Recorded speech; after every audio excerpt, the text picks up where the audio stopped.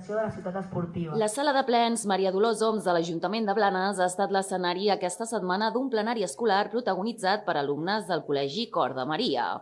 Els estudiants de tercer i quart d'ESO han recreat una sessió plenària real, assumint els papers de govern i oposició, presentant, debatent i votant diverses mocions relacionades amb temes socials i equipaments municipals. Fem un plenari, és una activitat dirigida als joves de tercer de l'ESO i on es posa en pràctica el que seria un ple municipal adaptat als joves. Des dels instituts ho treballen molt bé, la veritat, i entre ells mateixos viuen l'experiència de ser alcaldes, ser equip de govern, ser oposició i fer propostes pel poble i poder-les defensar. Al final aquí el que es fomenta és conèixer com funcionem arrel de la democràcia i que al final és el lloc de treball on realment es porten a terme les propostes per avançar en el poble. Llavors penso que és una activitat que tothom hauria de passar per aquí per ser conscient de com funciona després el teu municipi.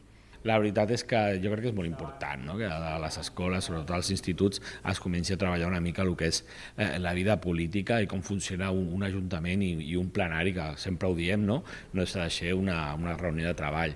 Felicitar-los, perquè la veritat és que ho han fet superbé, ho tenien molt preparat, un clima de respecte tota l'estona, gairebé totes les mocions que han presentat s'han aprovat, des de moltes d'esport, però alguna també sobre sensellarisme, que crec que és molt interessant. Ho he dit allà, que crec que a vegades els polítics ens allunyem una mica de la societat, perquè sobretot quan veus, depèn de quin tipus de discussions, a vegades és normal que la gent tingui una mica de desafecció sobre la política, però jo considero que es fa molt bona tasca fent aquest tipus d'activitat, perquè una cosa és estudiar-ho i una altra cosa és viure-ho. Estic convençut que aquests joves avui s'han emportat una experiència que no oblidaran mai.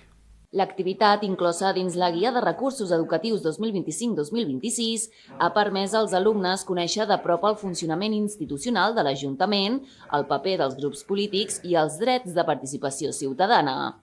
Per desenvolupar el plenari, els estudiants es van dividir en 5 grups polítics identificats amb diferents colors: gris, rosa, groc, lila i negre, assumint rols de govern i oposició per defensar els seus posicionaments durant els debats i les votacions.